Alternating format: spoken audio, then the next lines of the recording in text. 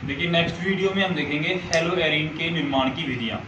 जो hello arene है उसका निर्माण किस प्रकार से हो रहा है और हेलो एरीन की परिभाषा क्या है आप सबको पता है, मैंने पहले भी बताया था कि जो एरोमेटिक वलय हैं अगर उनके ऊपर हेलोजन समूह जुड़ जाता है sp2 संकृत युक्त कार्बन से तो उसे हम क्या कहते हैं, हेलो एरीन। तो सबसे पहले विधि जो हमने पढ़ी थी हेलोजनीकरण, जो हमने पिछले वीडियो के अंदर पढ़ ली थी। अब नेक्स्ट वीडियो के अंदर अगली विधि हम पढ़ रहे हैं, देखिए बोर्ड पे सामने, फास्फोरस श्रृंखला में हेलोजनीकरण। तो इसके अंदर सबसे पहले टॉलुइन लेते हैं। अगर बेंजीन वलय से ऊपर CH3 समूह जुड़ जाता है तो उसमें क्या कहते हैं, टॉलुइन। और इसका क्या करवाते हैं, क्लोरीनीकरण, डाइक्लोरीन के साथ इसकी अभिक्रिया करवाते हैं सूर्य के प्रकाश की उपस्थिति में। तो HCl का निष्कासन हो जाता है, यहाँ से एक हाइड्रोजन और एक यहाँ से Cl। HCl का क्या हो गया, निष्कासन। यहाँ पर क्या शेष रह गया, CH2 और Cl यहाँ पर अटैक करता है, इलेक्ट्रॉन स्नेही की भांति व्यवहार करता है, यहाँ पर जाकर जुड़ जाता है। तो निर्माण किसका होगा, CH2Cl, जिसे हम क्या कहेंगे, बेंजीन क्लोराइड। एक अभिक्रिया हमारी यहाँ तक कंप्लीट हो जाती है कि अगर हम टॉलुइन की अभिक्रिया डाइक्लोरीन से सूर्य के प्रकाश की उपस्थिति में करवाते हैं तो हमें बेंजीन क्लोराइड प्राप्त होता है। लेकिन इससे आगे अगर अभिक्रिया को ये ले दिया जाए कि डाइक्लोरीन की मात्रा अधिक मात्रा से अधिक मात्रा में ली जाए, यानी डाइक्लोरीन आधिक्य में लिया जाए, जो Cl2 है वो अधिक से अधिक मात्रा में लिया जाए, तो लास्ट में जाकर एटलीस्ट क्या उत्पाद हमें प्राप्त होगा। तो देखिए दोबारा से फिर इसकी अभिक्रिया किसके साथ करवा रहे हैं, Cl2 के साथ करवा रहे हैं। किसके साथ करवा रहे हैं, Cl2 के साथ करवा रहे हैं, इसकी बेंजीन क्लोराइड की अभिक्रिया। तो क्या होगा, सूर्य के प्रकाश की उपस्थिति, HCl का निष्कासन, यानी एक Cl बाहर, एक Cl इसके साथ यहाँ पर जुड़ जाएगा, एक हाइड्रोजन यहाँ से निकल जाएगा। तो सिर्फ कितना बचेगा हाइड्रोजन, यहाँ पर एक हाइड्रोजन बचेगा, सिर्फ एक हाइड्रोजन शेष रहता है। तो यहाँ पर क्या रहेगा, CHCl2, दो क्लोरीन हो गए। फिर वापस से अभिक्रिया सूर्य के प्रकाश की उपस्थिति में डाइक्लोरीन से करवाते हैं, तो HCl का निष्कासन और एक क्लोरीन जाकर यहाँ पर जुड़ जाएगा और एक हाइड्रोजन है जो बाहर निकल जाएगा। तो क्या प्राप्त हो जाएगा हमें, benzo trichloride, benzo trichloride CCl3, benzene से CCl3 जुड़ जाएगा, बेंजो ट्राइक्लोराइड में प्राप्त हो जाएगा, जो एक प्रकार का हेलो एरीन है। क्या है, हेलो एरीन। नेक्स्ट देखिए डाई एजोटीकरण अभिक्रिया, डाई एजोटीकरण अभिक्रिया।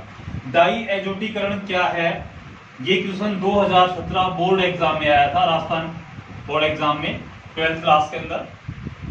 तो इस डाई एजोटीकरण अभिक्रिया के अंदर क्या होता है, एनिलीन को लेते हैं और एनिलीन का सूत्र आपको पता है कि बेंजीन वलय के ऊपर NH2 जुड़ जाता है, बेंजीन वलय के ऊपर NH2 जुड़ जाता है, उसे हम क्या कहते हैं, एनिलीन।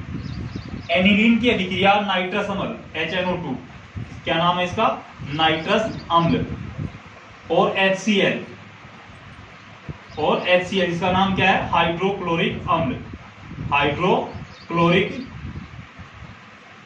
अम्ल। 273 केल्विन तापमान पर इसकी अभिक्रिया करवाते हैं तो बेंजीन डाई एजोनियम लवण या बेंजीन डाई एजोनियम क्लोराइड भी कह सकते हो क्योंकि Cl है, तो यहां पर आप इसे लवण भी कह सकते हो या फिर क्लोराइड भी कह सकते हो। बेंजीन डाई एजोनियम क्लोराइड या बेंजीन डाई एजोनियम लवण कह सकते हो। और जल के अणु का निष्कासन होगा, यानी निर्जलीकरण अभिक्रिया होगी, और हमें क्या प्राप्त हो जाएगा, बेंजीन डाई एजोनियम लवण, जिसका सूत्र क्या है, बेंजीन वलय के ऊपर N2Cl जुड़ा हुआ है। अब इस सूत्र को हम इस प्रकार से भी जोड़ सकते हैं कि बेंजीन है ये आपके सामने, और इस बेंजीन वलय से नाइट्रोजन, नाइट्रोजन के बीच ट्रिपल बॉन्ड, सिंगल बॉन्ड से Cl और Cl के ऊपर नेगेटिव।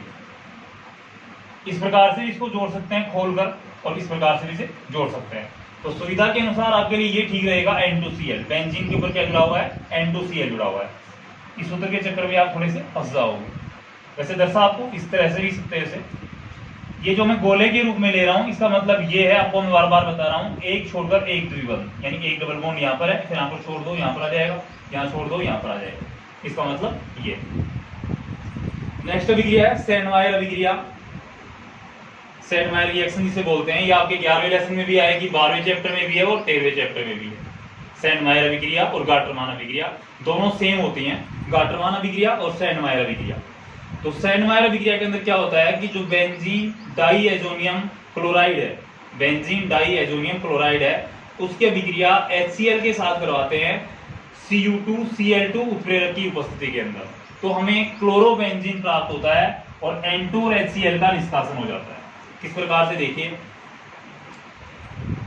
यहां से N2 का निष्कासन हो जाएगा, यहां से N2 का निष्कासन हो जाएगा और Cl परमाणु यहां पर ऐसे कैसे जुड़ जाएगा, HCl है, HCl अपने आप बाहर निकल जाएगा और Cl परमाणु यहां पर जुड़ा रहेगा, N2Cl का निष्कासन हो गया, यानी क्या प्राप्त होगा हमें, क्लोरोबेंजीन। सेकेंड अभिक्रिया के अंदर देखिए बेंजीन डाइएथोनियम क्लोराइड हम ले रहे हैं और अभिक्रिया करवा रहे हैं किसके साथ, HBr के साथ। उत्प्रेरक क्या ले रहे हैं, Cu2Br2। तो यहां पर हमें क्या प्राप्त होगा, ब्रोमोबेंजीन, क्योंकि यहां पर हम देखते हैं कि ये जो ब्रोमीन है ये यहां पर जुड़ जाता है, ब्रोमीन है जो यहां पर जुड़ जाता है और हाइड्रोजन के साथ, ये जो हाइड्रोजन है इसके साथ Cl है जो बाहर निष्कासित हो जाती है, N2 भी बाहर निष्कासित हो जाएगा, N2 HCl बाहर निष्कासित हो गए, प्राप्त क्या हो गया, ब्रोमोबेंजीन। ये हमारी सेंडमायर अभिक्रिया है जो आपके आगे लेसन में भी आएगी, दोबारा से मैं फिर से समझाऊंगा इसे। और गाटरमान अभिक्रिया भी सेम इसी प्रकार से है, गाटरमान अभिक्रिया भी सेम इसी प्रकार से है, बस अंतर उसमें इतना है कि यहां पर आपने सेंडमायर अभिक्रिया के अंदर, अब आपने सेंडमायर अभिक्रिया देख ली, मैं इसे यहां से मिटा सकता हूं, एक बार देखिए, मैं यहां पर डाल देता हूं गाटरमान अभिक्रिया, गाटरमान रिएक्शन। तो गाटरमान अभिक्रिया के अंदर बेंजीन डाइएथोनियम क्लोराइड ऐसे कैसे है, HCl ऐसे कैसे है, केवल यहां पर उत्प्रेरक है जो क्या होता है, कॉपर चूर्ण। क्लोरोबेंजीन का ही निर्माण होगा, N2HCl बाहर निकलेगा, सेम अभिक्रिया है, केवल उत्प्रेरक चेंज किया हमने, केवल उत्प्रेरक चेंज हुआ है इसके अंदर। नेक्स्ट जो अभिक्रिया है हमारी डाई बेंजीन क्लोराइड वाली, या जिसे हम कहते हैं बेंजीन डाइएथोनियम क्लोराइड, इसकी अभिक्रिया यदि पोटेशियम आयोडाइड के साथ करवाते हैं, देखिए पोटेशियम आयोडाइड के साथ करवाते हैं और पोटेशियम आयोडाइड के साथ भी करवाएंगे तो यहाँ पर इसे गर्म करेंगे, क्या करेंगे, इसे गर्म करेंगे और गर्म करने पर हमें क्या प्राप्त होता है, आयोडोबेंजीन,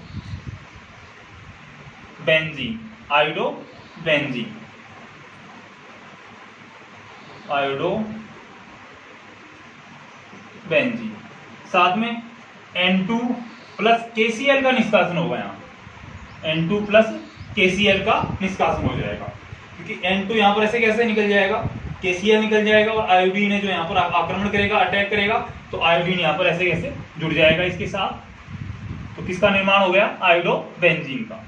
तो गाटरमान रिएक्शन के अंदर कॉपर चूर्ण की उपस्थिति होती है। इसके अलावा अगर पोटेशियम आयोडाइड के साथ अभिक्रिया करवाते हैं तो उसे गर्म करते हैं और गर्म करने के बाद हमें क्या प्राप्त होता है, आयोडोबेंजीन प्राप्त होता है। आगे रिएक्शन देखेंगे इसी के अंदर। उसके बाद इसके जो रिएक्शन है वो है रोसिंग प्रक्रम, जो कि एग्जाम की दृष्टि से अब की बार मोस्ट है, 2-3 साल से रिएक्शन आ नहीं रही है, मे भी अब की बार हो सकता है रिएक्शन आपके फुट हो 12th क्लास के अंदर। रोसिंग प्रक्रम में क्या होता है कि बेंजीन लेते हैं, सबसे पहले विक्रिया का नाम डालो, रोसिंग प्रक्रम। बेंजीन लेते हैं और बेंजीन की विक्रिया किसके साथ करवाते हैं, हाइड्रोक्लोरिक अम्ल के साथ में ऑक्सीजन लेते हैं 1/2 O2 के रूप में। अब यहां पर मैं अकेला ऑक्सीजन ले सकता था, लेकिन नवजात ऑक्सीजन अकेला नहीं रह सकता, इसे मैंने क्या लिया, हाफ 1/2 O2, यानी 2 से 2 पर जाएगा तो कितना बचेगा ऑक्सीजन, 1 ऑक्सीजन बचेगा, तो 1/2 ऑक्सीजन के रूप में इसे लिया। अभिक्रिया करवाते हैं तो अभिक्रिया करवाने पर हमें क्या उत्पाद प्राप्त होगा, वही क्लोरोबेंजीन प्राप्त होगा और निर्जलीकरण हो जाएगा।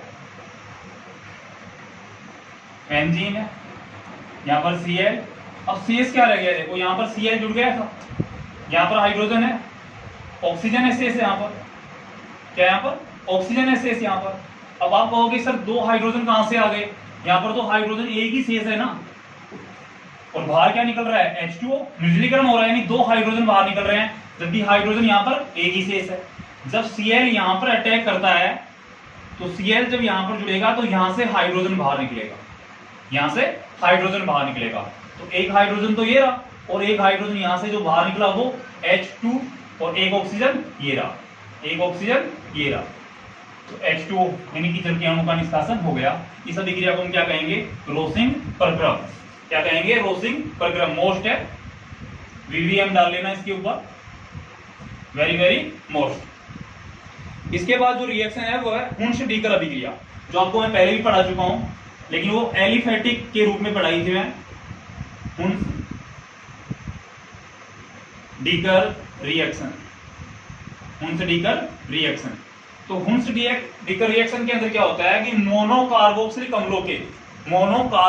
अम्लों के सिल्वर लवणों की अभिक्रिया डाइब्रोमीन के साथ करवाते हैं। किसके साथ करवाते हैं? डाइब्रोमीन के साथ करवाते हैं।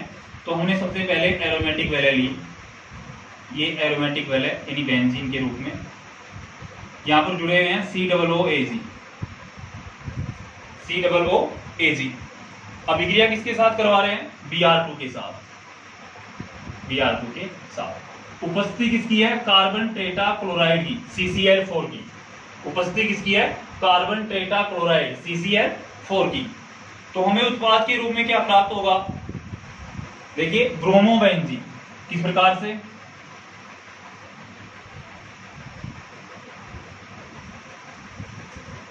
AgBr बाहर निकल जाएगा, एक ब्रोमीन यहां पर शेष रह गया, जो ब्रोमीन शेष रहा वो इसके ऊपर अटैक करेगा। इसके अलावा AgBr बाहर निकल गया, एक Br यहां पर जुड़ गया था, यहां पर क्या शेष रह गया? CO2। तो लिख सकते हैं AgBr प्लस CO2। ये रिएक्शन कौन सी होगी? हुन्स-डीकर रिएक्शन हो गया, हुन्स-डीकर अभिक्रिया आपकी हो गई, जो आपके पहले एलिफेटिक रूप में आई थी, एलिफेटिक यानी खुली श्रृंखला के रूप में, और अब कौन सी संरचना के रूप में है? बंद संरचना के रूप में या चक्रीय संरचना के रूप में आप कह सकते हो। चक्रीय संरचना के रूप में आपकी अभिक्रिया है। तो दोनों रूप में आपको याद रखनी है। आपके एग्जाम में आ जाए कि हुन्स-डीकर रिएक्शन को समझाइए, तो आप चाहे एलिफेटिक के रूप में लिखिए, चाहे चक्रीय वलय के रूप में लिखिए, आपकी दोनों सही निकलेंगी। या से वो पर्सनली पूछता है कि हेलोएरिन में हुन्स-डीकर रिएक्शन को समझाइए, तो हेलोएरिन में तो आपको यही समझानी है। हेलोएल्केन में पूछे तो आपको एलिफेटिक वाली समझानी है, और हेलोएरिन में आपको ये समझानी है। और हुन्स-डीकर रिएक्शन के बाद इसके हैं भौतिक गुणधर्म। किसके भौतिक गुणधर्म? एरिल हैलाइडों के भौतिक गुणधर्म। तो एरिल हैलाइडों के जो भौतिक गुणधर्म है, वो सबसे पहले मैं आपको बता दूं, एक तो ये जल में अविलय होते हैं। जल में क्या होते हैं? अविलय होते हैं। जबकि कार्बनिक विलायकों में ये विलय होते हैं। अब कार्बनिक विलायक कौन कौन से हैं? जैसे एल्कोहल हो गया, एसीटोन हो गया, ईथर हो गया, ये सब क्या है? एथेनॉल हो गया, ये सब कार्बनिक विलायक है। कार्बन टेट्राक्लोराइड हो गया। तो इन विलायकों में तो ये घुलनशील होते हैं और जल के अंदर आंशिक रूप से विलयशील होते हैं। आंशिक रूप से यानी ना के बराबर ये विलयशील होते हैं। इसके अलावा ये रंगहीन होते हैं, कलरलेस होते हैं, और ये मधुर गंध यानी कि जिनकी जो गंध होती है वो गंध है तेलीय द्रव ठोस होते हैं। ये तो तेलीय होते हैं या द्रवावस्था में होते हैं, तेलीय द्रवावस्था में या ठोस होते हैं, ये एक तरह से देखा जाए तो ये एरिल हैलाइडों के भौतिक गुणधर्म हैं जो आपको समझने हैं। उसके बाद इस चैप्टर में आपके अगला जो टॉपिक चलेगा वो है नाभिक स्नेही प्रतिस्थापन अभिक्रिया। नाभिक स्नेही प्रतिस्थापन अभिक्रिया। तो नाभिक स्नेही प्रतिस्थापन अभिक्रिया के अंदर मैंने आपको क्लोरोबेंजीन की अनुनादी संरचना आपको पिछले वीडियो में समझा दी थी ठीक से। अब इसके बाद हम इसके अंदर चैप्टर के अंदर पढ़ेंगे कि जो नाभिक स्नेही प्रतिस्थापन अभिक्रिया के जो एग्जाम्पल्स हैं उन एग्जाम्पल्स को सोल्व करेंगे कि नाभिक स्नेही प्रतिस्थापन अभिक्रिया कौन कौन से कंपाउंड्स हैं जो दर्शाते हैं और किस प्रकार से दर्शाते हैं, किस प्रकार से वो एरिल हैलाइडो या जो एरोमेटिक वैले हैं उनके ऊपर अटैक करते हैं और प्रोडक्ट रिसीव करते हैं हमें। ओके।